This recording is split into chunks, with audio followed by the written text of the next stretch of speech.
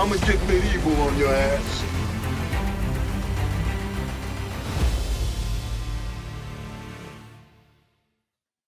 Isn't that just a great intro? Every time I see Yes, it, it looks fantastic, man. I'm Gotta telling you, thank the intro gods for that one, brother. it puts you in the mood. It does. It does. It does. Well, everyone, thank you for tuning in to Getting Medieval, episode number 5.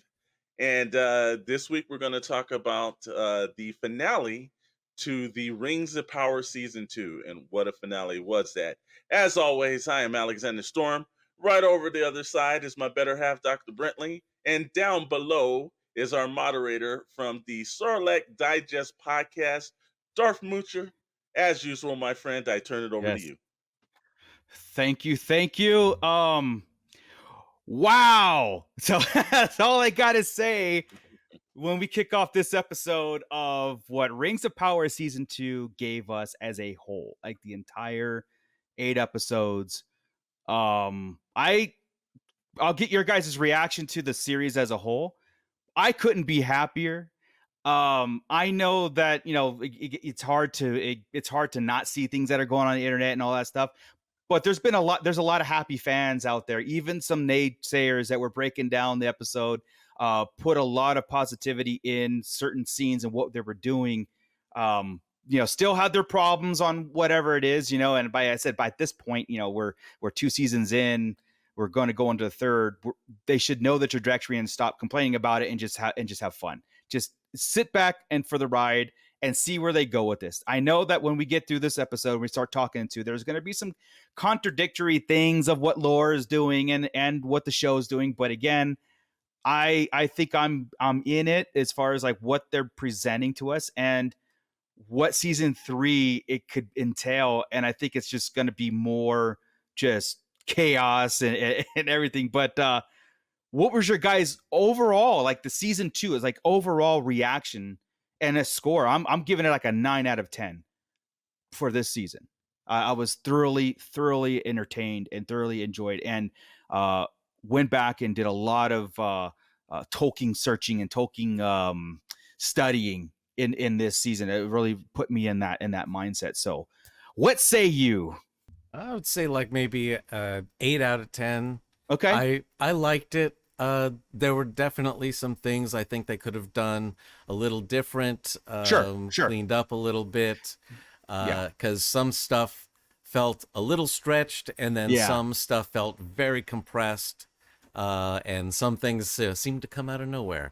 But, But we'll get into that. Yeah. Wait for the Snyder cut, right? We'll get the 18-hour Snyder cut, the real vision, But yeah, Alex, how did you like this?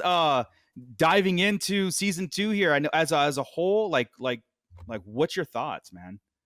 Look, I thought they did a great job this season. I was really amazed at how well everything tied itself up from beginning to end. They did a great job on that. That's where you know that they've gotten this season right, is that when you feel like every possible point on the journey was like, wow, like, I went from the beginning to the end, and then I sat around and I was dreading that it ended in the long run.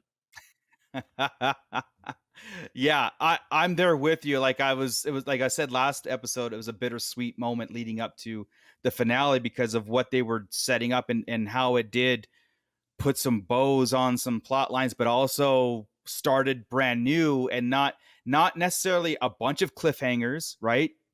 But something where there's a momentum going forward and you can feel that. And I thought, I counted, there were 7. We had 7 plot lines going from episode 1 of this season to now, and 7 of them were all addressed in this episode, and we're not used to that, right? There's a reason why the first 3 episodes were dropped for beginning of this season, is because they had to introduce all these people and these plot lines that are going on.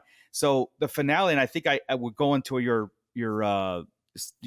discussion there, Dr. Brantley, was things might have seemed a little too choppy and cut because they had to get to all this in one episode, where I felt, and I did one of my criticisms, maybe they could have settled a couple of these beforehand, like maybe last week's, or stretched it out 10, 20 minutes, and maybe it wouldn't feel so rushed, like the Strangers spoiler alert, we get the stranger's real name and everything else, but maybe that would have seen a little bit more like, oh, okay, this is where we're going, because it was kind of like taken aback a little bit, like, oh, I had to put in my head, oh, okay, this is where we're going.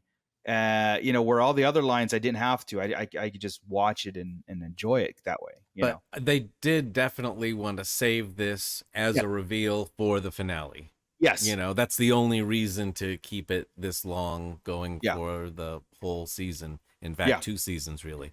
Yeah, and I'm glad that we do get a definitive answer. And again, controversy aside, we got a definitive answer of who the stranger is, and we'll get to him in a minute. But that cold opening, okay? Durin's Bane. I mean, when because I'm used to fast forwarding the previously on, and then all of a sudden fast forwarding the intro, which everybody should watch that intro just to get it, because there's so many subliminal messages in there and so many symbols and everything that's going on. But I'm at the point now, I was like, I'm ready for the story. So I was ready to fast forward it. And then we got that cold opening, that 5-minute Durin, and we get why he didn't come to the aids of the elves, and I figured this was going on of the events of last week, right? And maybe earlier.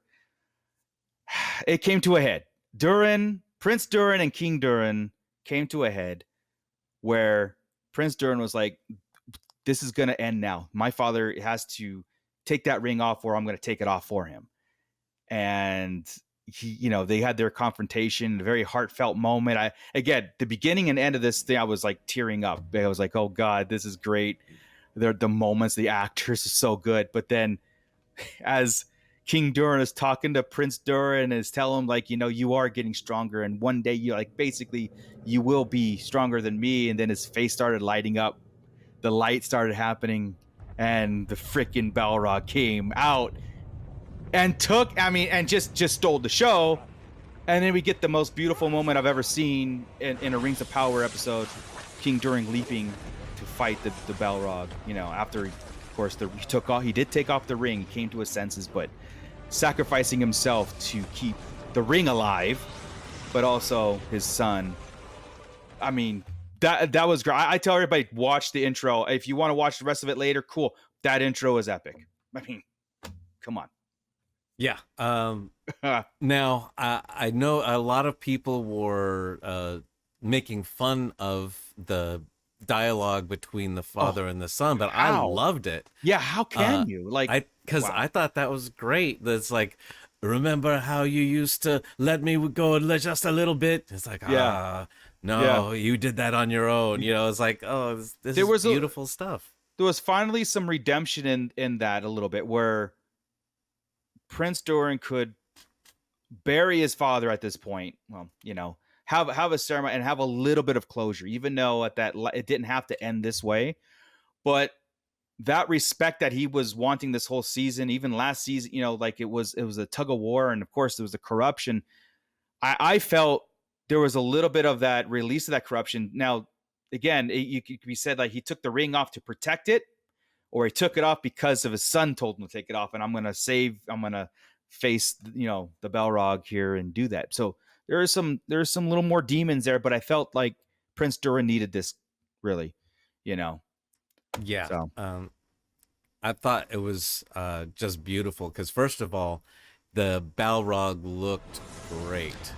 It was matches with the Lord of the Rings version. Yeah. Remember what we were saying last week about, like, maybe they had to save money on, like, that's where we're cutting, like, the seas of Aragon, maybe all the money went into that Balrog, because just, wow. Yeah.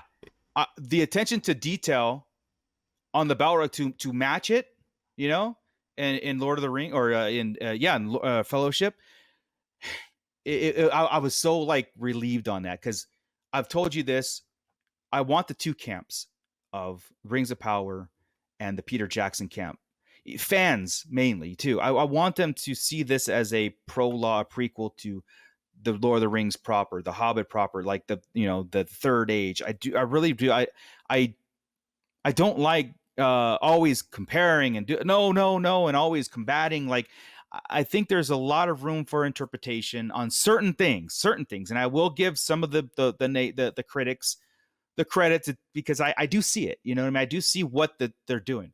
But I think that having something like this where that Balrog matches, it's not their interpretation of it. It's their, and it matches Peter Jackson's. I think that's a smart thing to do, you know? None of these things should be wildly different. Now, Yeah. for certain reasons, they may have to make them different, but they should all sort of match each other. Where, you know, just because it should be this one world. Right. You know, well, that's as a consumer, that's what we want. Like, you know, sometimes we don't really care about the politics involved in the how people are doing things. Different companies own different rights. It's like, no, I don't care. The door should look like the door. Right? As a consumer, we care about what we want to consume and put on our shelves, and every November run through the gambit of Tolkien, you know, movies and Lord everything, and we want it to be one cohesive story, right? And I think that's more important sometimes than studios duking it out, because again, you know, like, it doesn't affect me until they start making those creative decisions to affect me, right? But I know we lost Alex's technical difficulties, so maybe you bounce back and forth, but we'll roll with this because we got a lot to cover anyway. But like, we went from that cold opening to the stranger story, and this is where I agree with you, where all of a sudden we were following the stranger, and before we get the reveal, I'll just call him the stranger until we don't, right? But then all of a sudden, like, the Dark Wizard's there, and he's like, his friend. Hey, you know, come with me and I'll tell you everything you need to know. I'll tell you how to get your staff, who your name is, who you were before.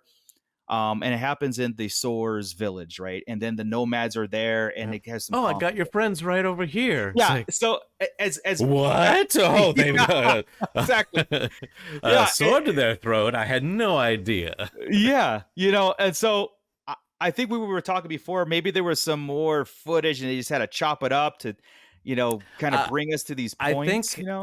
I think it was probably just, it's going to be boring to see that too. The nomads come in and threaten the hobbits and have, you know, it's like, we need to save that for a little bit of a reveal. Yeah. So, you know, so I can see them just going like, the only thing we need is stranger comes in and everyone's waiting for him. I mean, what we got is basically what the notes we took down. Yeah, we don't have to be bored with the other.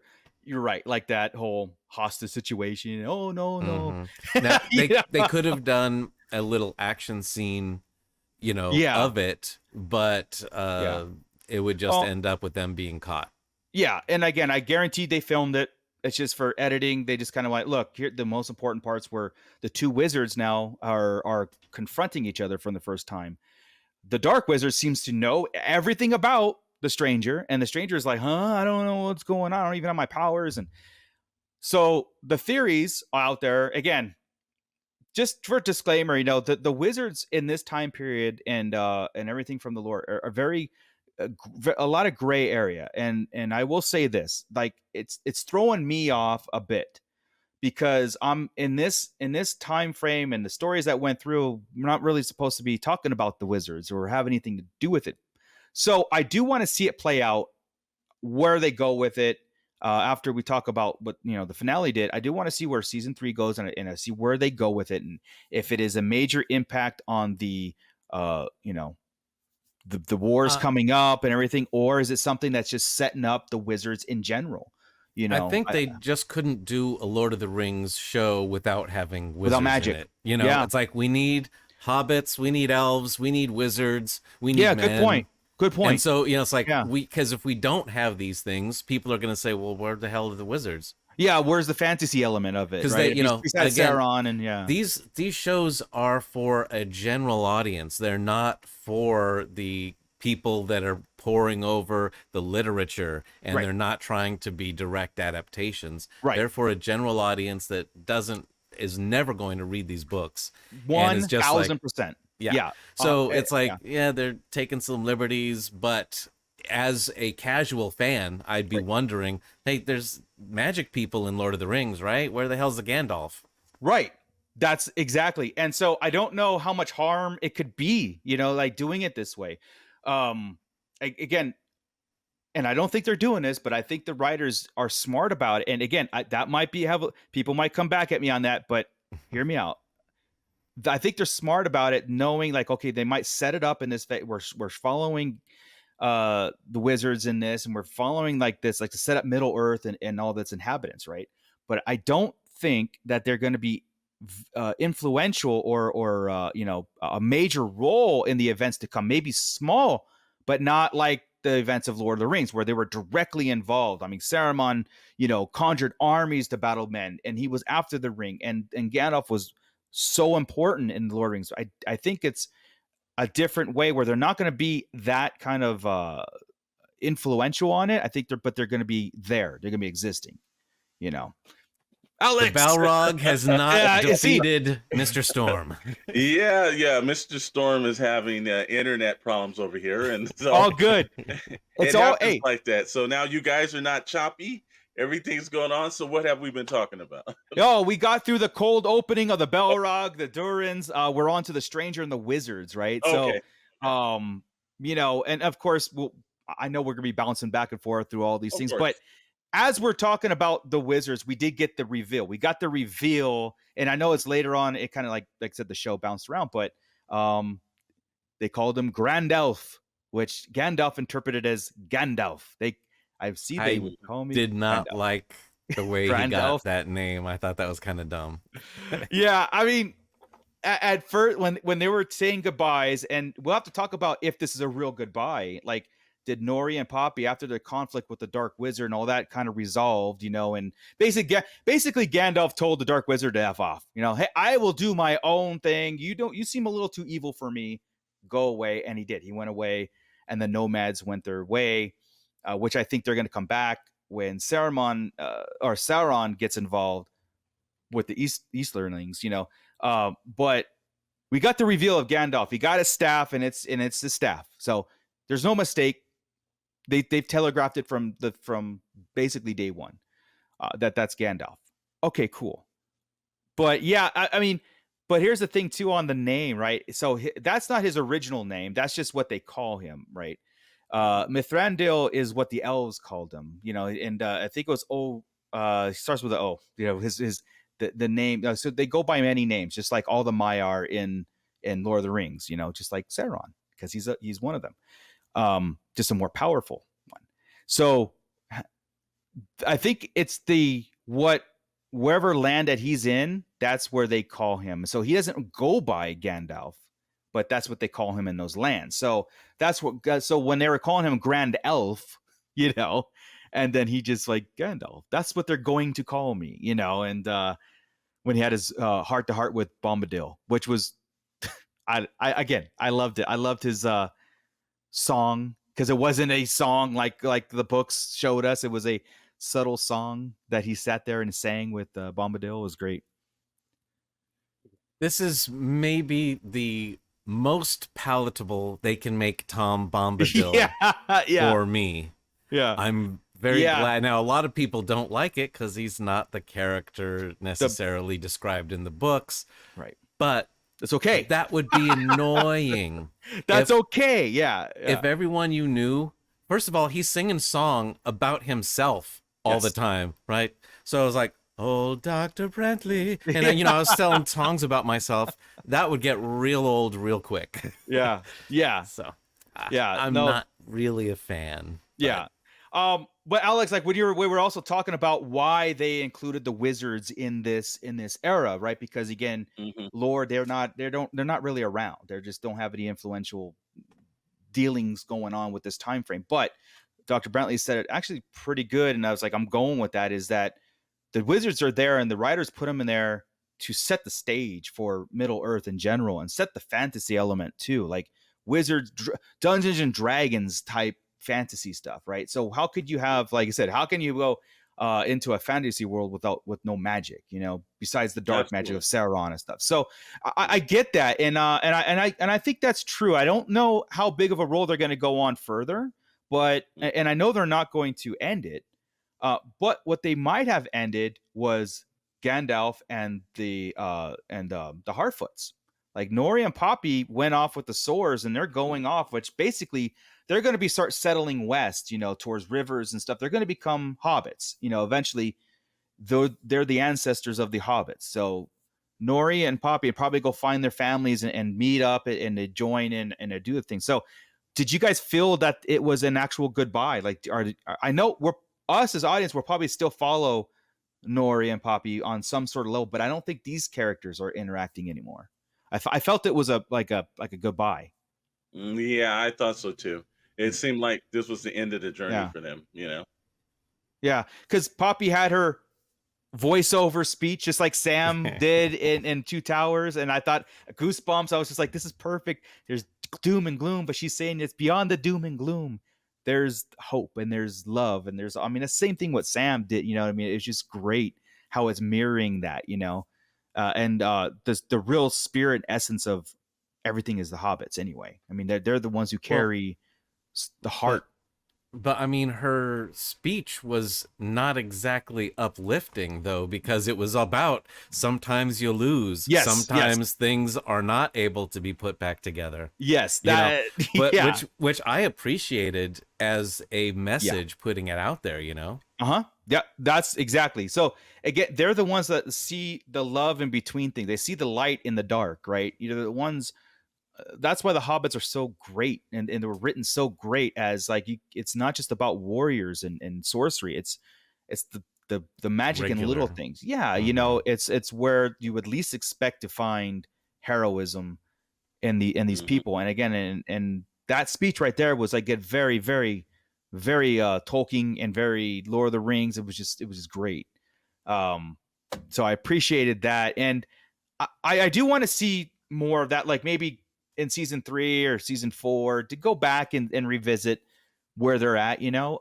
But I do want a split. I do want Gandalf to go off. Well, he's sitting with Tom Bombadil, and then the Harfoots went off. It's like that's where they're going on, you know, and we'll have to explore, or we'll have to see where they go with that. Like I'm taking that sit back and approach with what they're doing with the wizards.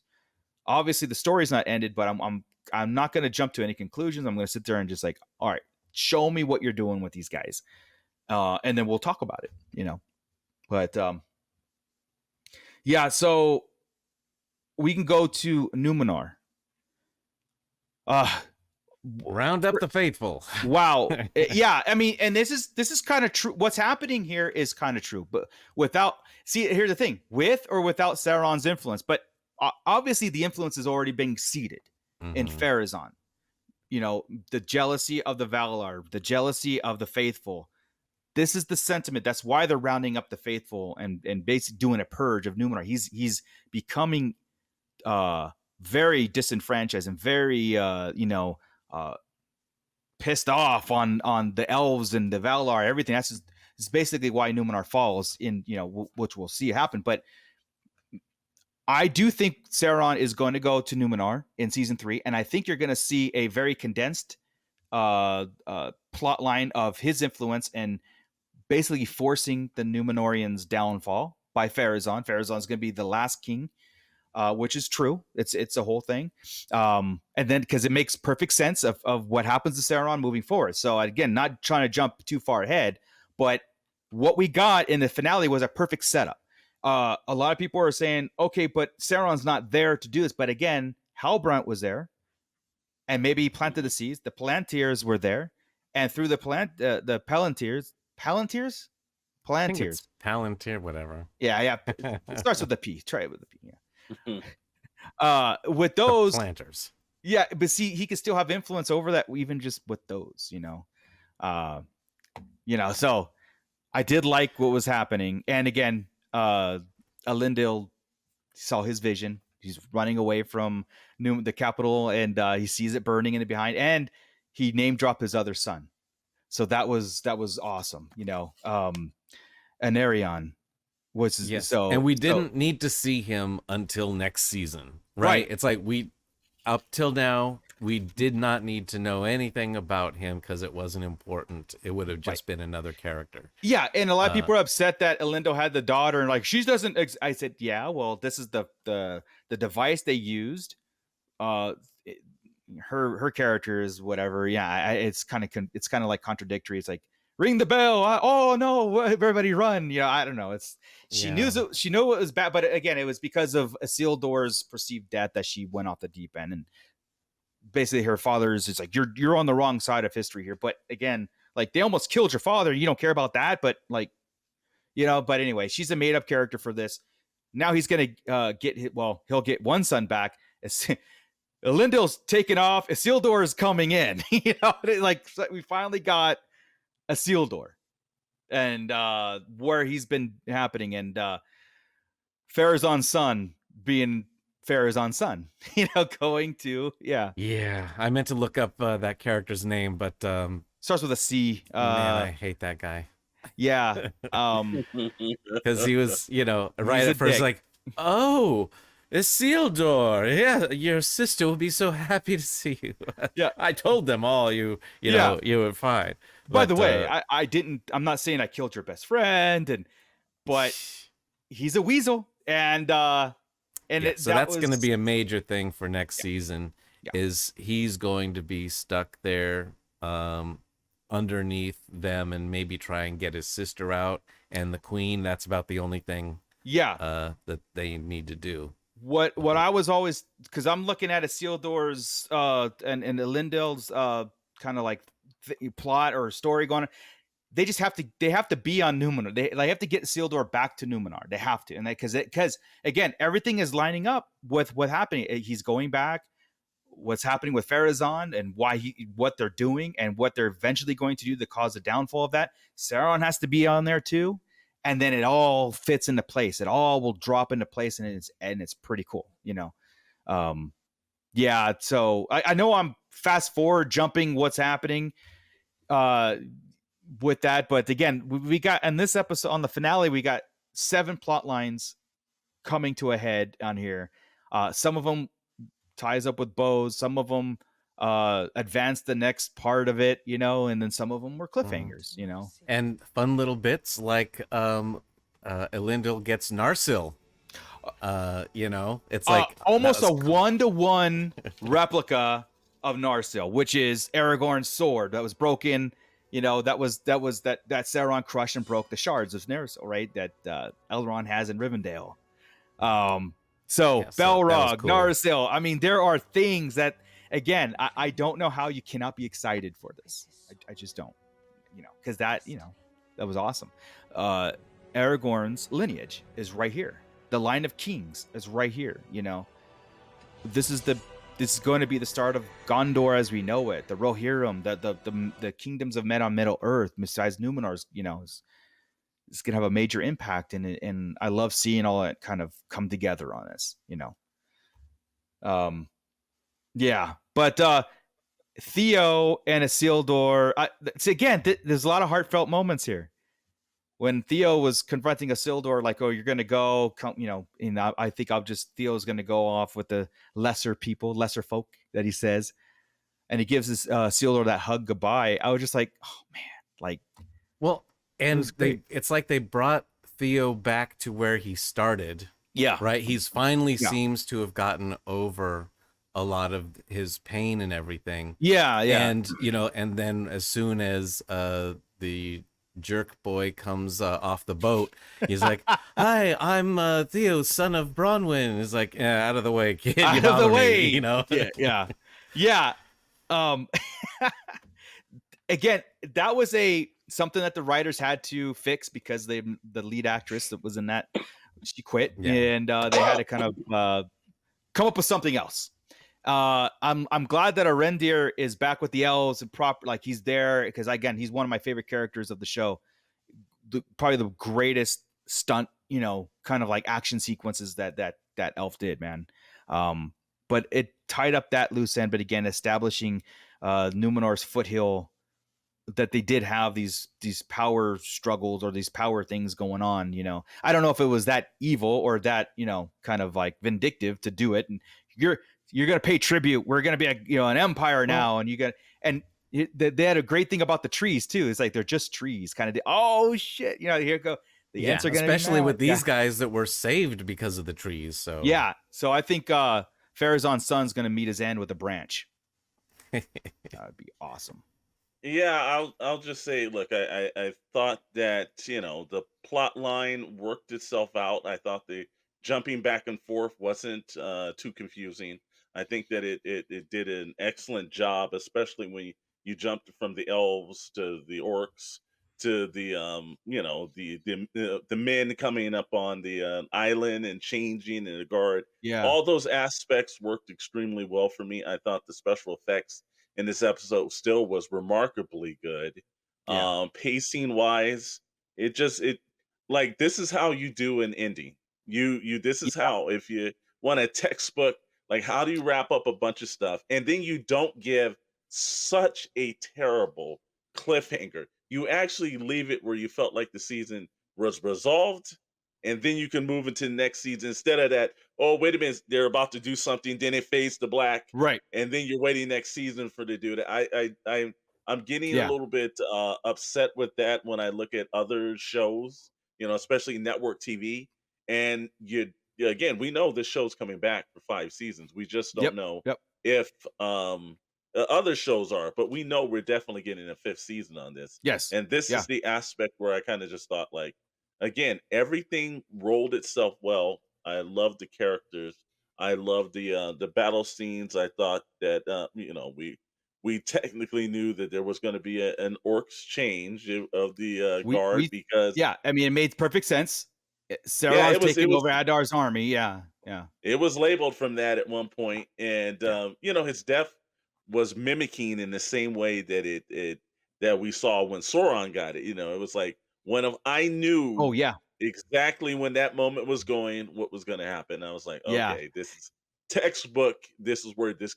The minute he said, "I want peace," I'm like, this character's dead. Yeah. Adar being a made up character for the show. Yeah. I loved it. I was like, Adar was so good. The actors that played him, phenomenal. When he put on Galadriel's ring and he actually got back to his normal form, and he was about to name drop who he was, because there's some speculation that he is one of the elves that destroyed one of the Silmarillions or threw it in the fire, the chasms, and because that's why he's got that armored hand, because it was permanently damaged and permanently in pain. So there were some speculations on that, but he's about to name drop him who he was. But Adar is where I found me kind of stuff. Again, great poetic names find you kind of deal. But putting that ring on, and then, but he was a pure character from beginning. He was perceived evil because he wanted a structure for the Uruks. He wanted a structure for him and just to live in peace. We're not, but we'll do this by force if we need to. You know what I mean? But our ultimate goal is to get rid of Sauron and leave us alone. But we will bite if you come at us. And that whole conflict with him and Galadriel, right? When he was like, here's your ring back, and basically go and do what you're meant to do. We're going to team up and do this. And yeah. And then that whole thing, every time somebody has a little bit of clarity or whatever, or levity, it's done. They're over. Well, and I liked how his corruption from the ring was he became beautiful again. He became pure again. Yeah. It's like, what could he possibly want? It's like, oh yeah, I don't have to have this curse on me. Yeah. Yeah.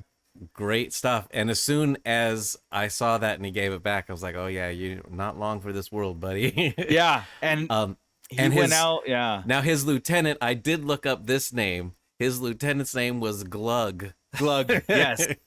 Yes. But when he came in, he was on the little spit and the guys were bringing him back. It's like, okay, guy, you betrayed him, but it's like, you should know, every character should know, if you betray somebody that's, for your big boss, that boss is going to know that you will betray him just as easily, and you are going to die too. He essentially gave him the Bob Gunn moment from Batman. Which, if you know Batman, Joker just doesn't like that Batman took all of his balloons. Yeah. Said, Bob, gun. Bob hands him a gun and he shoots Bob. It's like he did the same thing. He's as soon as Glug came back to Sauron after he'd done all the betrayal, and it was like, oh, boss, hey, they're coming through. If we're gonna lose more orcs if we, oh, you're dead. It's like, That that's what you get. and that is again, they followed Adar because he was wanting them to live and just kind of live and out of respect. They're gonna follow Sauron out of fear. And what's the first thing the other orc did? Turn around, was like, oh, screw this, man. We're all gonna die, and if we don't do what we says, and did no more. Where they got like, we got to retreat. That wasn't a thing, and it goes to show again how the orcs have. It was at a necessity for their own survival to follow Sauron. You know what I mean? And that was, I think that's why I kind of appreciated some humanity, not all of it, like some humanity within the Uruks and the Orcs, right? Just something, not just blind evil beings, because you know what I mean? Sometimes it just doesn't work that way. Somebody always has self-preservation involved, you know?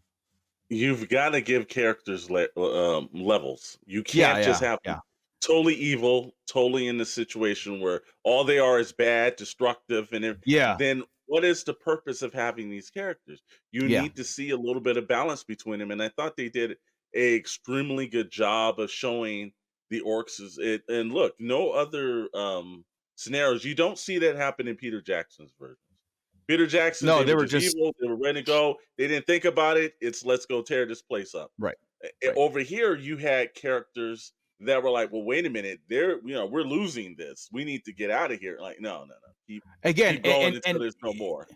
Yeah, and that was Adar and his armies. Like that was it wasn't all the orcs, it was just that section of it. Yeah. Where Adar, that's why I called him the father, you know, and these are my children. It's like, it's a complete different to what Morgoth used the orcs for and what Sauron's going to use the orcs for. Again, having that as again, just as something just that's a little bit of thrown in there for this series works so well. And I think I read more into on Sauron's character versus what do with the orcs, because even Sauron had moments of like, you kind of feel a little bit sorry. I was tortured by Morgoth. Like, you don't understand, even though he followed him and he you know, he was his lieutenant, and he bought into Morgoth's, you know, ways and song and all that stuff. But Sauron also had, because like Morgoth's out of the picture, he went back to Middle Earth. I was like, we're gonna do this, but I kind of understand how to do this now, you know. And he was in tears after Galadriel's speech to him. First, like, I mean, how can it get any better? Sauron, how can Sauron get any better as a villain? Because he is a villain, but he's also got this emotional just attachment to creation, because he was a blacksmith, or he was a craftsmith, you know, before he became a follower of Morgoth, or Morgoth, you know. So he knew what the Cimmerals were. He knew what the Rings of Power were, and he desired them. He wanted them, and he was going to corrupt and use them. So there is that drive. You know what I mean? It's not just like Morgoth was like, I'm just want to wipe out everything because this is my version of Middle Earth. I'm just going to kill everything and everybody. Well, Sauron wants to have everybody under one banner, under his way, enslaved, tortured, whatever, but it was his way. And the emotional aspect of Sauron, that's why I loved it so much. It wasn't just a blind evil leader, even though he is evil. Like there's no redeeming qualities at this point on Sauron, but it still pains him. And I think he knows there's certain things that he doesn't want to do that he's going to do. Kill Galadriel. He didn't want to, probably was, you know, again, this was never kind of established, but there was some connection there with Galadriel and Sauron as Halbrand, you know, and they both felt it and they knew it. And again, he offered her again, and even this one, I would make you a queen. Everybody would bow to you. And then you fast forward to Fellowship, when they meet Galadriel, and she goes, "You will have a queen, a dark queen that you would love." It's an inner desire that's why she's like, pass the test, because I'm not going to take that ring and do it. But it's an inner desire that Sauron saw. I can do, you know, it might take some work, but I can do this, you know. And I love it that it might not have been Sauron's plan, but it's like, this would work in my favor. I can make this work, you know? So it's not like a set plan where he goes, okay, step 1, I'm going to do this. Step 2 is the rings. No, it was kind of like, oh, well, those work too good. And this time I'm going to make these. Oh, I'm going to do these. And Galadriel, sure, let's bring her along. You know, Celebrimbor got, again, talk about speeches and talk about acting and talk about like just bringing a character that was so painful to watch his demise, but again, so satisfying on what Celebrimbor was saying to Sauron, calling him the shadow of Morgoth. Like, that is an insult, you know, like you're not Morgoth, you know. And Sauron's reaction, how he lost it and speared him and basically piked him on the wall where the orcs could see. Maybe his body will be paraded out on a banner later, but I mean, it was pretty symbolic and was pretty telling. It was like their version of what his demise was, and it was perfect. Like, Celebrimbor was like, look, I'm gonna die, but I'll also be reborn, and you know, and I will. Yeah, I love that, in a place that you can never go. Yes, right. Yeah, it's like, oh, and Valinor, you know, and pissed Sauron off to all hell, you know, and but the whole point with him shooting him with arrows, and you know, it's just like, come on, dude, that was so good. It was so good. Yeah, I liked it. We got that. We got the closure. Aragion's gone. They sat there. They even destroyed everything of Celebrimbor's works. They destroyed everything, and so that was, you know, that was wiped off the face. You know. Now, missed opportunity about Celebrimbor's works, right? Because they had that whole bit at the end where they had all of his scrolls and everything, and the one orc was about to torch it. Yeah. And they're like, oh, you can't. That's the combined knowledge and blah, blah, blah. You know, kill us, but save that. And so, of course, he's going to torch it. But if you had built that up again from the beginning about, you know, oh, Celebrimbor, and these are his works, and, oh, you know, we want to get him to work on these rings and all this kind of thing, and you make it more of a thing, it's got more of an impact than this is the first time we're seeing any of this stuff, and now it's on fire.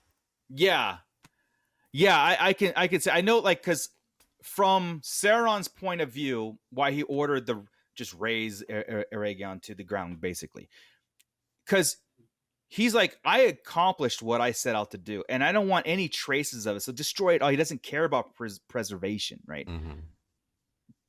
But I get it, like, it wasn't used as anything other than an evil act on the orcs to just kind of go out of their way to destroy, you know, like important, like burning books or libraries and stuff like that.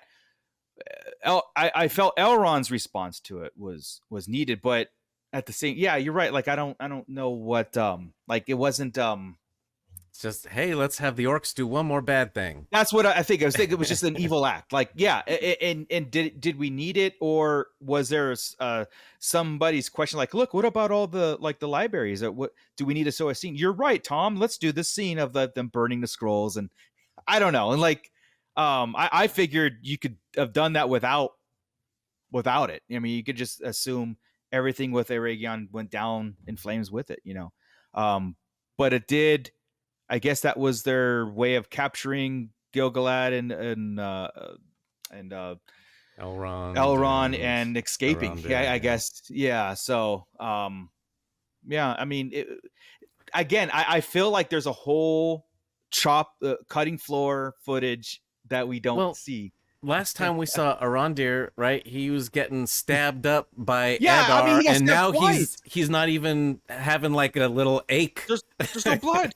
No, he got stabbed twice by Adar, and so did Adar got stabbed. Yeah, and then both of them seemed like they were okay. It was, and I figured, Arondir bought it right there. I mean, he's dead. Even though they didn't show his death, I'm like, he's going to be on his deathbed or what? No, he came in flying, you know. I'm like, so some of those things are a little jarring because we pay attention to those things, right? Because we're very involved in every step of these characters. So when you have something that's cut like that, we notice, you know. And also, it's a good thing for the character to continue with as they go on. Like, next time he's fighting somebody, he's like got one hand holding his side while he's using his sword. Continuity something like that. He's got a handicap because of this now. Where's the script supervisor when you need him? Like, I'm a stickler for continuity. I really am. Like, again, set something up. I want to see it continue. I want to see it play into the. Why did he get stabbed? Was it to again, like last week's, like Demrod? What he should have done? He should have been a purpose of blowing up the wall or something like that. But yeah. I want to see the director's cut of all this. So maybe there'll be more. Maybe there is something where. Because the Siege of Eregion lasted for like 9 years anyway, so maybe there was time for Red Deer to heal. You know what I mean? You could definitely tell that there were some parts that was cut in and cut out. This final episode. So because there were certain moments where they did jump and they jumped too far, and you're like, something's off here. Like there was another plot that maybe was in there that was probably cut due to time. But I give it credit. This ran 73 minutes. It was a long finale. At least they broke the mold. I will, don't confine yourself to 53, 52 minutes. If you can 72, look, you can do whatever you want. You can go as long as you want. The last 2 episodes, I believe this was 73. I think the last episode was 70 or 71. So the final 2 episodes were extended, and it was needed. Nothing in there was like they were. Like you sat around and said, okay, this is too long, or this is good. It was like they had enough. So I know there's a bunch of stuff sitting on the floor. And I do think the Amazon's going to box set this up. And I think you're going to get a director's cut of this. I'll buy it. Like day one, I'll buy it. No problem. Like that's Amazon. I know you're listening. Just do it. We'll buy it. No problem. Added a bunch of features too. I want to see, featurettes. I want to see making of. I want to see interviews, all that stuff, and tell us that you've spoke with Peter Jackson. Just tell us that he gave you a nod. You know what I mean? Just lie to us. I don't care. It did seem like they did kind of have some coordination with him, because like when I saw the Balrog, I said, that almost looks like Weta's version of it. Yeah, I mean, it was almost a 1-to-1. I mean, perfect. That's very rare to see that in 2 different shows and somebody not sue somebody for it. It looks like a one-off of that exact one from Peter Jackson's version. So I think there is a little bit of coordination between the two, because things aren't looking different so much as that happened. That shocked me, because when I saw it, I said, wait a minute, did they just lift this out of one of the Peter Jackson versions? Because that looks exactly like that character. Because the Balrog is Peter Jackson's version of it. It's not what I mean. It was like described that way, so it was created for that look, just like Smaug was created. Everything again, they use Aragorn's sword. A replica of it, basically, and so it is the Balrog is a Peter Jackson Weta creation for the Lord of the Rings films, but Weta did do some effects on the show. Oh, did they? Yes. So Weta and ILM and 20 other effect shops have worked on this. Okay, maybe they gave some them of that could have been like, hey, why don't you guys do the Balrog and this and this and this? Since you have the models. Or since you have the files. But that's something we should probably look into. And, once all this is out, they'll probably be able to talk about it. I would love to know, because, again, it gives us that connection. It gives us the studio's connection. I said this before, and I know, Alex, that you had a bounce for a second there. But I was telling Dr. Brantley, like, as a consumer, we want the 2 houses to talk. We want this is an area that we want this to be a real prequel to the Lord of the Rings. And again, I might get slack for that. And that's cool. Leave a comment and description, in the comment section. Let us know about it. And I get some people are very, very adamant about like this not being whatever. And I think it has a lot to do with the studio itself. Amazon is not a very friendly name, and Jeff Bezos, all that stuff. But again, you cannot deny what we've got as a finale, and even a season 2. They really put their money where their mouth was on this one. They really did. Like season 1 was a setup. Season 2, we're thrust into we're into the story, no matter how it's changed from the original lore from itself, but we're into it. And as somebody who dabbles in both, I'm here for it all. I was there for Peter Jackson's interpretation of Lord of the Rings, and I'm here for this one. Yeah, and I think again, it's not a us versus them. It's right. Yeah. what can we do to give it to the fans, to let the fans enjoy it.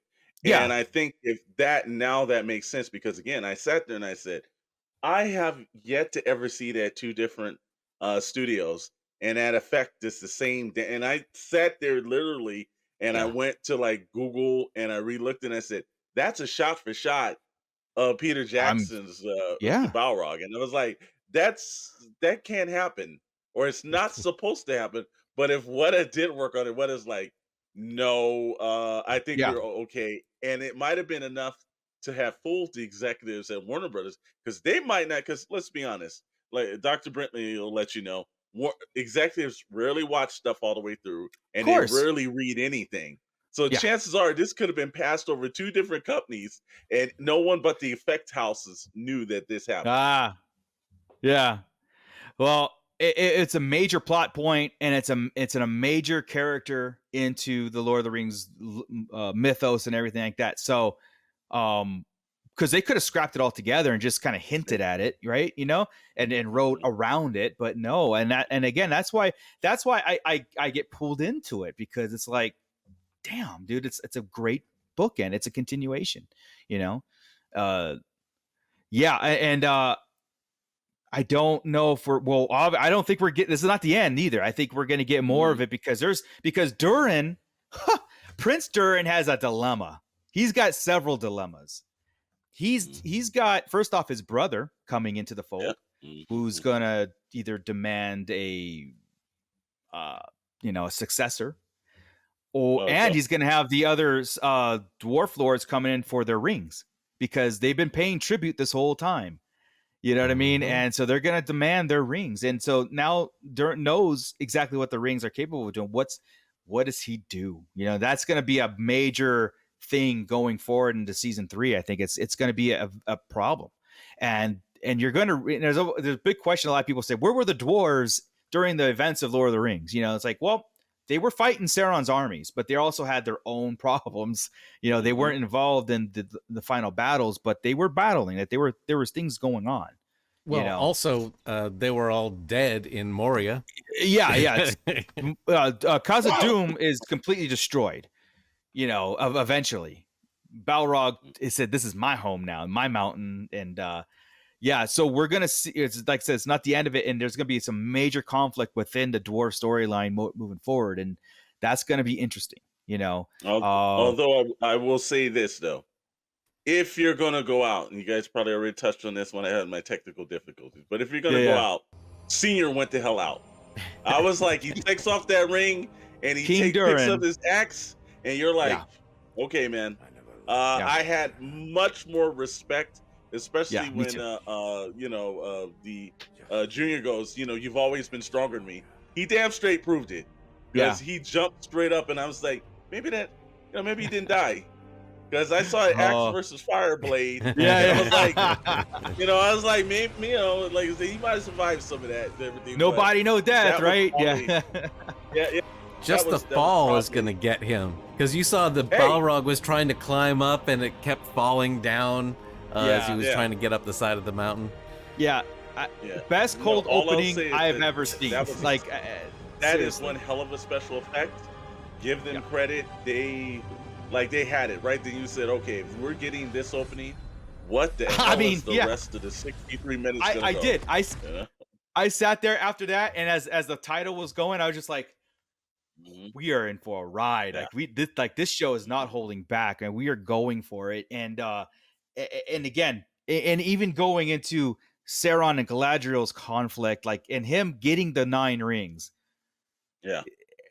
That again, I like to contest that, because here's the thing. I don't know if he got those 9 rings, because it's just a pouch, he never opened that pouch. And if She you look could have at sent the where rings things are along with going, the other everything's going, elves. you never. Yeah. I got a feeling that that's a big shocker because I wrote that down in my notes while I was watching the show. I say You're they right. never They didn't normally show in a him. plot point they'll take him out. You'll be like, I got him now. But it The was bag of like, no, marbles. he had the pouch. I said I got a feeling season 3 is the big Man. switcheroo where he'll open it up and he'll notice he doesn't have those rings, man. Well, okay. So it's foolish of Galadriel to go to Adar and says, I've got these ring, whatever, and to have them on her. Yet, for me, I want Sauron to have the rings at this point because it'll be going into the 3rd season, and we've got to get to the men. We've got to get to Numenor. We got to get to Sauron going off and dealing out the rings of power that they turn into the wraiths. And again, but it's foolish of the character Galadriel to have it on her as she's confronting Sauron, or even to be like, hey, I'm gonna go to Adar, here's the 9 rings, and like that would be foolish for that. So I would think that the character is smarter than that, and so to your point, Alex, she would use that as leverage, but send the real ones away. And yeah, he opens up, it's a bag of marbles like Goonies. If you don't see it, if you don't see it, it didn't happen. Yeah, you're right. Like I got sitting there going like, open them up, but I hope that he felt them, like he can feel their creation. Well, again, they give you a couple of rocks or a couple other things where they pillaged everything in the city. It could be something else thrown in, but I just thought that was a very good plot point by not showing the rings. And I'm like, that's something that's that's going to take place in the beginning of season 3. Yeah, if they resolve it fast, because inevitably he has to have them in his possession. So it can't be a red. It can't be I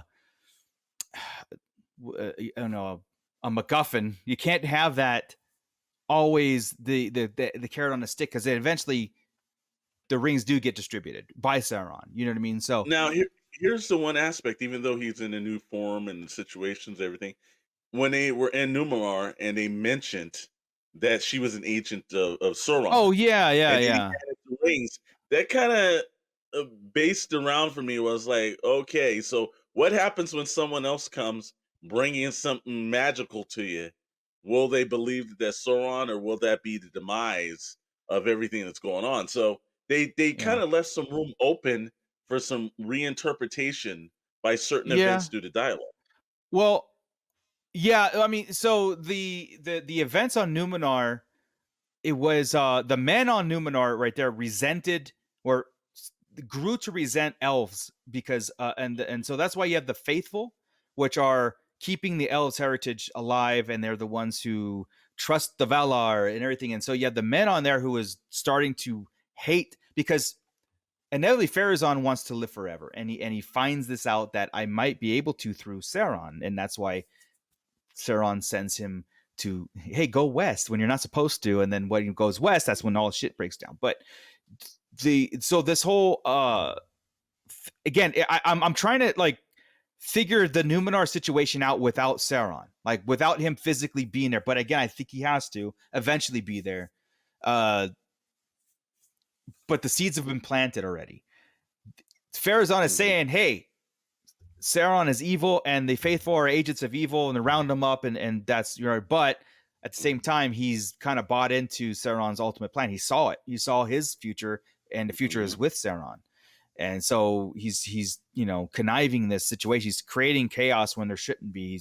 But that's the sentiment that he builds, and all of a sudden that's where Numenor rages against Valar, and they will go try to force themselves to eternal life, and it doesn't work out.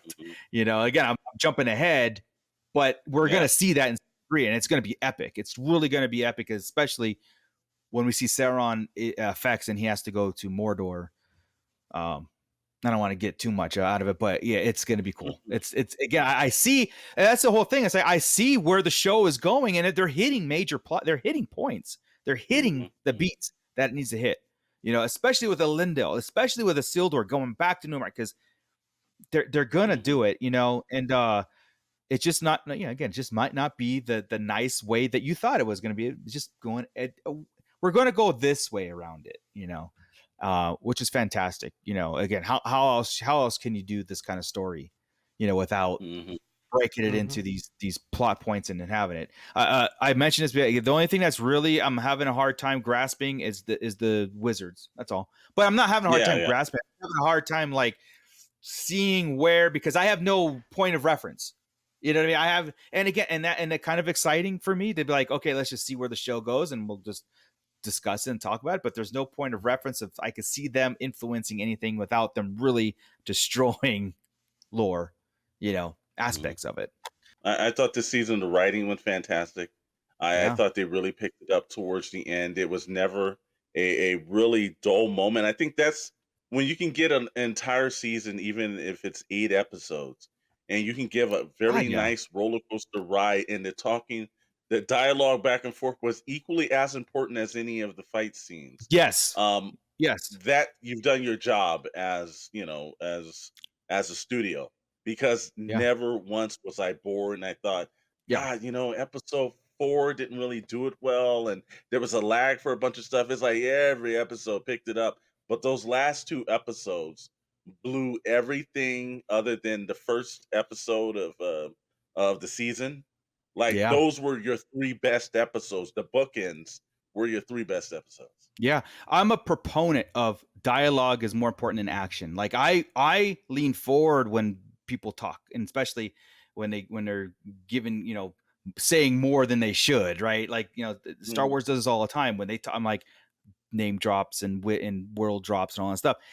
And it goes with Gil-galad's speech at the end, or even Galadriel to Gil-galad when they're at Rivendell. The starts of Rivendell is their sanctuary home, where they end up, and Elrond founded Rivendell, and that's where they're going to end up as their sanctuary and their powerhouse to combat Sauron's armies. And Gil-galad's speech, well, basically the sword or shield. Do we just fortify, or do we attack? And again, that's setting up the last alliance of elves and men. That's why Isildur has to come back, and then he talks to Elrond or Gil-galad, and they form the last alliance, and it's said the last alliance, and that they go march on the steps of Mordor.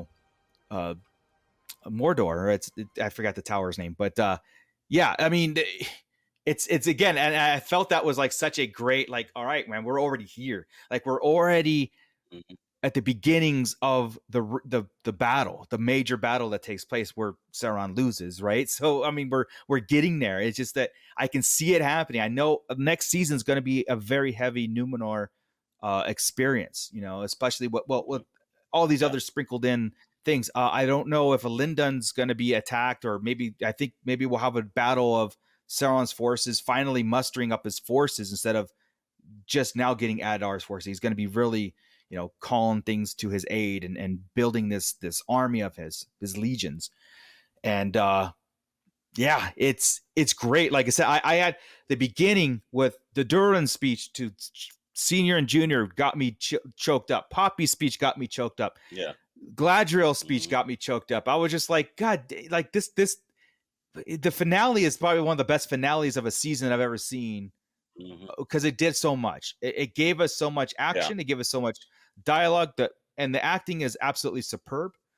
And to not take it away for too much, because I know I mentioned briefly, but like Dr. Brantley reminded me that the music is equally important, if not probably some of the best music that and it harkens to Peter Jackson's Lord. They put that time and effort into it. And I failed to mention last week's the metal song at the end of the episode, the orc the orc metal song. Now I looked it up because I did think that it was a kind of a silly song to have the death metal thing, but it is called The Last Ballad of Damrod. It's so good. I'm okay with it. If he's gonna have music, that's probably what it's gonna sound like. Yeah. I mean, I when that came out, because I always let the credits roll, because I love the music. I love everything about Lord of the Rings, and especially the live action adaptations of it and the visuals. But the music just as important. But that came on, I was just like, I thought it was perfect. Is not as taken back as the Star Wars did it, because you never do that in Star Wars, but it was good because it was orcish. It was the siege of Aragion was happening. It was like war drums, man. It was like, playing Warhammer. It just fit. And I was like, okay, it's not something that I probably would have done, but I dig it. I'm like, okay, I'm not too disturbed on this. And I didn't see that many people backlashing that song, or maybe they just turned it off after that. So, but if you're going to do it, you're going to do it with the orcs. That's the only way you do it. It's so good. Yeah. It was kind of cool that they did it for a character that only had like 5.5 minutes worth of time in the entire season. They gave like his own theme. Like he was only there for 5 minutes. Yeah, right. I mean, and again, it was just like it set an energy expectation at the end of episode 7 that when the finale kicked off, it was like, this is where we're going. This is what we're doing. The freaking Balrog's coming, and he's laying waste, and King Durin leaps in that slow motion leap in the air. I don't think I breathed through that. I was like, that was so beautiful and poetic. And then we were discussing, like, did he do that to save his son, or did he do that to save the ring? You know what I mean? Because he took it off and said boom, and so there's a little bit of a bittersweet moment for Prince Durin, right? Like, my dad, we had a moment there, but again, was his true intentions, just like Galadriel did it to Elrond. Here, save the ring. I'm gonna go turn myself into the orc, to Adar here. But here's the ring, and Elrond even called her out on that. She did it to save the ring, not me or her. So that's the power. Again, well, and look, and Adar did the same thing. Yes, he saved the ring instead of holding on to it, because he probably knew his time was also a little short. He knew. As he was being stabbed, he was like, such poetic. What was it? Megatron's such heroic nonsense.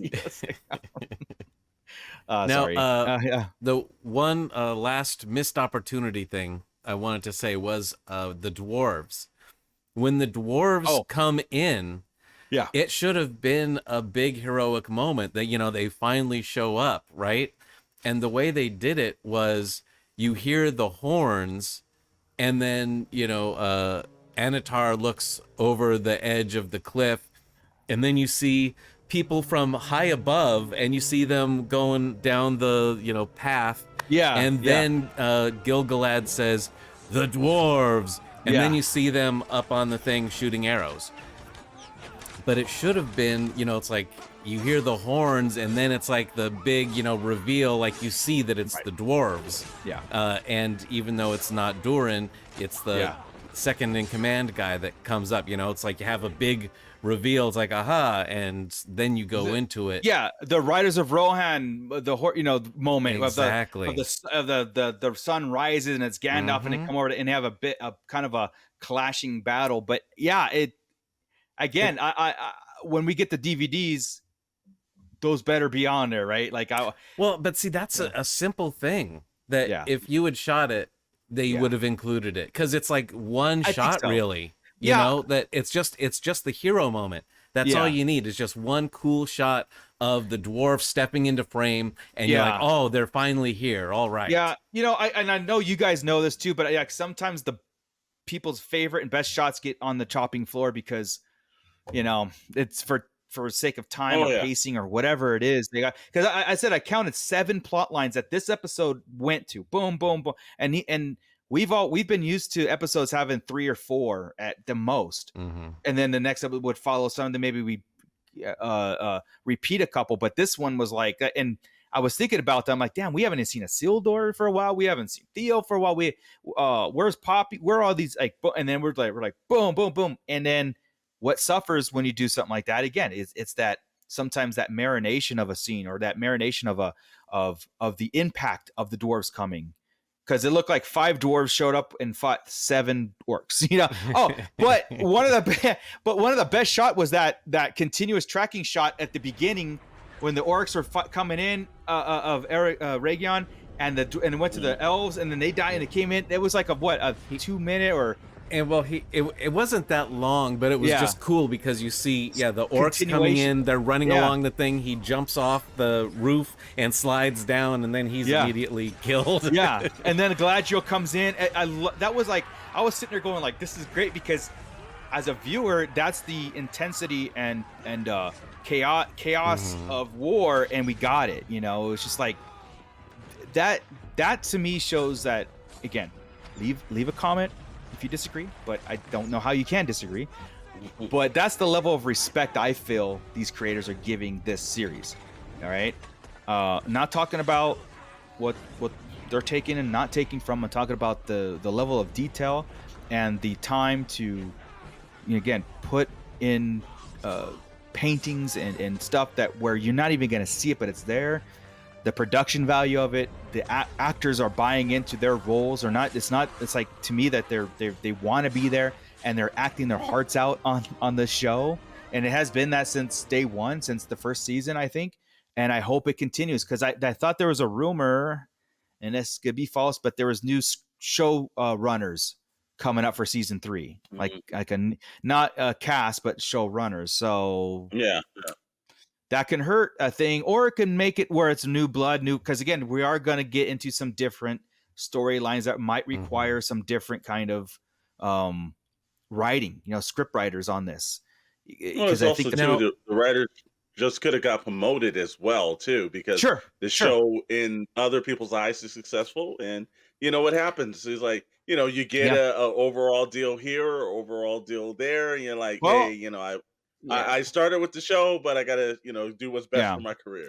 Yeah, well, look what happened to the Harry Potter series. Like, the first 2 or first 3, I think, were directed by the same guy, and then all of a sudden, like, it was different directors, and each one had its ups and downs and like kind of like different pacing and different ways of doing it. So as much as I'm enjoying, I was like, okay, I don't want it to be that abrupt, but I understand maybe people were brought in for certain things because of what was needed with Anatar and Celebrimbor and Galadriel. But now we're going to get into like Numenor and Sauron. Now we're going to get into like other aspects. Maybe it requires a different approach.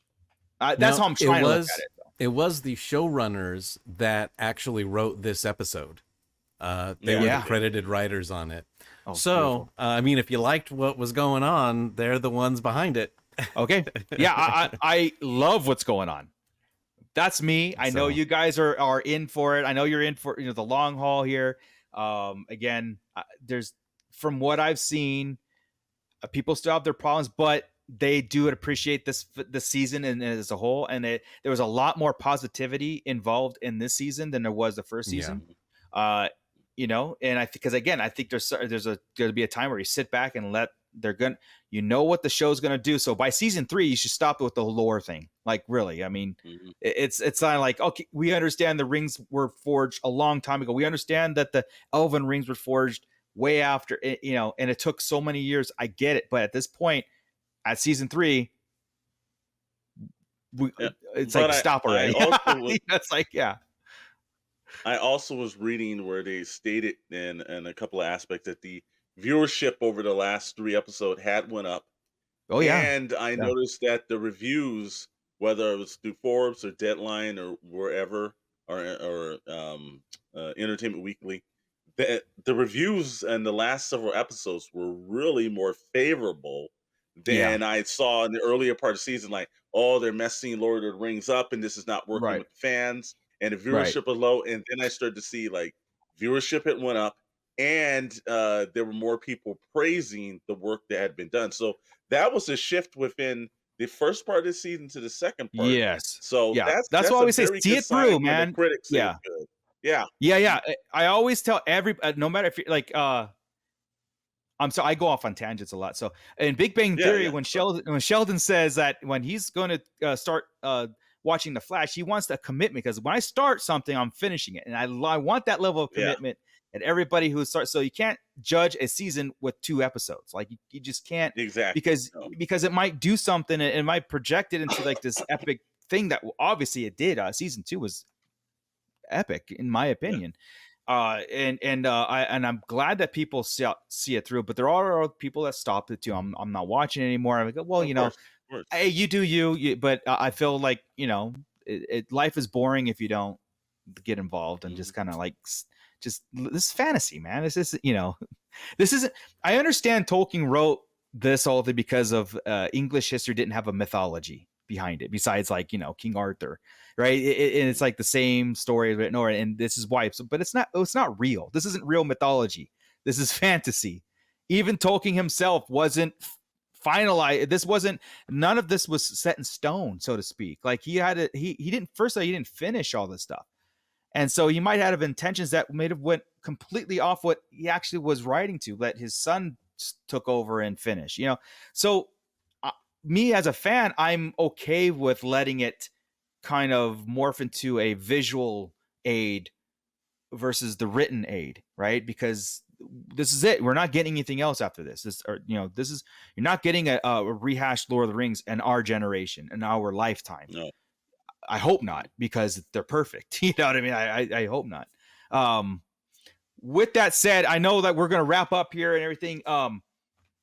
So Peter Jackson's working on, or he's producing, Andy Serkis is directing The Search for Gollum, and it's rumored to be 2 movies going forward. I say make it 3 movies. I don't care. It's just more. It's probably going to be 3. Yeah. And I was sitting there thinking, like, we were talking about how, like, we hope they're or I don't care if they're but just hoping like they're just giving the nod, you know, the thumbs up.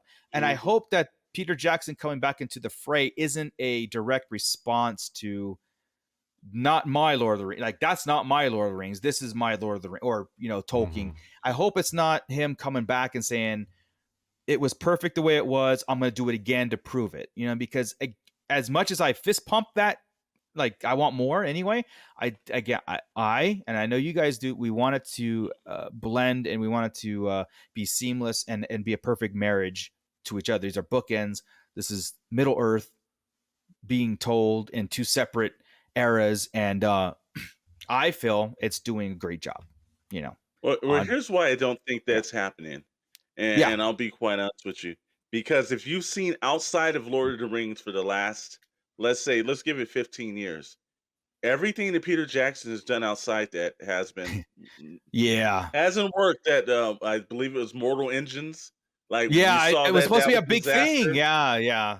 King Kong didn't kind of do it. You know, it's like Peter Jackson's best results have been when he has came back and he's done Lord of the Rings, whether it was The Hobbit, you know. So at this point, I'm just thinking that you got to see the tea leaves on the wall, where it's like the same thing with Lucas. Lucas has best success. He did other movies, but he did Star Wars. Where I think Jackson is, you know, maybe this is just the stories that he can tell. He's comfortable with it, and he's realized knows how to do that it. some of his other stories weren't working. No, he knows how to do it, and and that's why you keep coming back and doing more, is because, you know, it's like, all right, I'm good at this. Us as consumers, again, we're good with that. Like, we want you to do more of this because you're good at it. You know, it's not, you know. And just maybe not have the same passion for these other projects as he does for Lord of the Rings. You know? Yeah, sure. Absolutely. Yeah, I mean, he's first to admit that it's the closest thing to us. That's why he pushed so hard to do Lord of the Rings. You know, he pushed it. You know, he proved to the studio, I'm the right guy for this because I know how to do this. So, but yeah, so that's the finale. Yeah, exactly. I'm sure that when we continue with Getting Medieval, maybe we'll break down some other lore, the happenings with Lord of the Rings, and like we could take and kind of concentrate on certain things. Maybe we could talk about the forging of the rings or the Balrogs themselves, you know, how they won't come to Sauron's aid, you know, or, you know, there's a thing like Sauron can't command them, you know. Well, maybe we get into some lore aspects and see if the show in the future will take that and run with it. You know, it'd be interesting to kind of like explore and learn as we go on. This, again, I feel Rings of Power is given a generation and generations that have followed this stuff a great excuse to go back and explore and study and interpret. And there's a reason why there's conflict in the thing, because it's not a lot of things weren't set in stone, you know, because you got to take senior's word or junior's word or no. So there's again, just sit back and enjoy, but delve into Middle Earth, man. It's been fun. Best season finale I've seen. God, yes. I mean, I cannot tell you another season finale that was this good, you know? Yeah. No, it was everything fantastic. I was expecting, and thought it was everything I was expecting and more.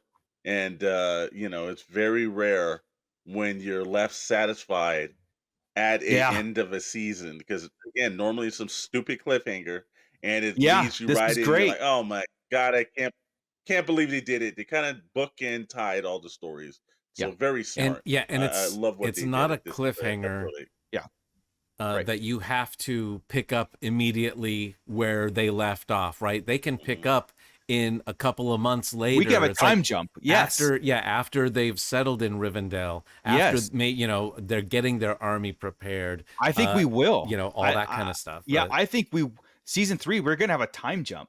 And it'll be a Yeah. great time jump because I give time for Numenor to set their ways and Sauron to get there and raise his armies, Rivendell to build the kingdom of the Numenorians on the mainlands setting up their fortifications. Like this is great. Yeah, it ended in a way like you could like say pick it up and run with it. It wasn't like that sword coming down and cut fade to black and then like, oh man, now we gotta wait a year and a half. If it was Durin jumping at the Balrog and that's where they left the the end of the season, be like, okay. So, but no, it was good the way they did it.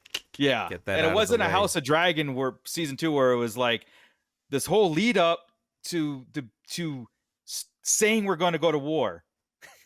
And then don't do it. And then don't go to war. But at the very end, we're gonna say we're going to war, and then season 3 is where it's like, what? Geez, man, exactly. Don't get me started with that. But anyway, I'm done. This was great. Our inaugural Getting Medieval with the culmination of Lord of the Rings, Rings of Power is fantastic. So this is great. Absolutely. This is part of the show where, as usual, we hate to see it end, but we have the promise of another season coming, and also we've got some great stuff to go. We're in the next couple of weeks. Just because the show's over doesn't mean that we're done talking about magics, dragons, and swords. So we've got some stuff that we'll be rolling for you. But as always, we have to thank our sponsor of Getting Medieval, the Tashi Station Emporiums. We got a little graphic for you, so let's run that.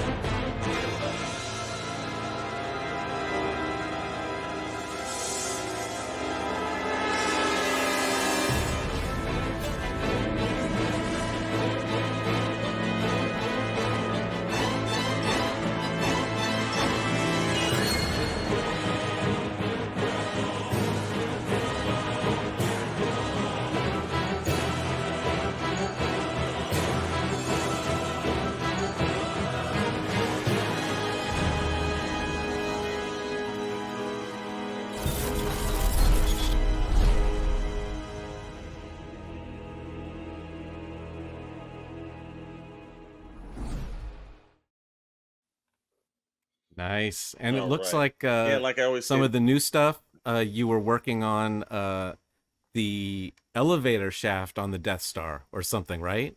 Yeah, there was a curved piece. Yes, the column piece. But this is a perfect example of asking you shall receive. This is by popular demand. People are asking for a column piece that goes aligned with the Death Star. So I sat here one day and I was like, all right, let me design it. And then I started printing them out. Wow, this actually works.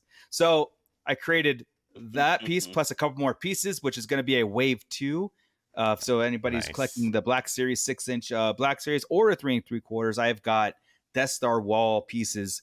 I wish I had some here for me, but I can't keep them. I can't keep them in stock, which is a great problem to have. But yeah, so expect a live stream on the Tashi Station Emporium YouTube that's going to present the wave 2 of that. And so if you follow my Instagram, I always tease little shots here and there on what I'm working on. And then of course I've been having tons of fun printing all kinds of Halloween. This is my pumpkin dragon. So very fitting for Getting Medieval and Halloween season coming. This is printed in one piece, all articulated. I mean, I didn't design this. I just pulled it off the internet and printed it. So, but I'm having so much fun with these little trinkets, Yeah, it's great. Cool. It's great. I love 3D printing. Absolutely. Well, like I said again, and like I tell everyone all the time, best damn figure stands on the market. If you're not getting it, why haven't you ordered 10 already? You know you want to. Just go over to Tasha Station Emporium and order them. And we thank Yes. Tashi Station Employment for being a sponsor. Always great. And last but not least, if you are looking for things to do, I know Getting Medieval's your Monday fix, but we got Wednesday night covered for you, Friday night covered for you. After the end of that, we're done here. There'll be a little graphic that'll tell you what to do. And other than that, I like to thank for the first half of this whole Ring of Powers scenario for Good and Medieval. Thank you, Dr. Brantley. Thank you, Darth Moocher. It has been fun. Of course. Yes. And thank you, Alex. Hey, I appreciate it. So we will see you next.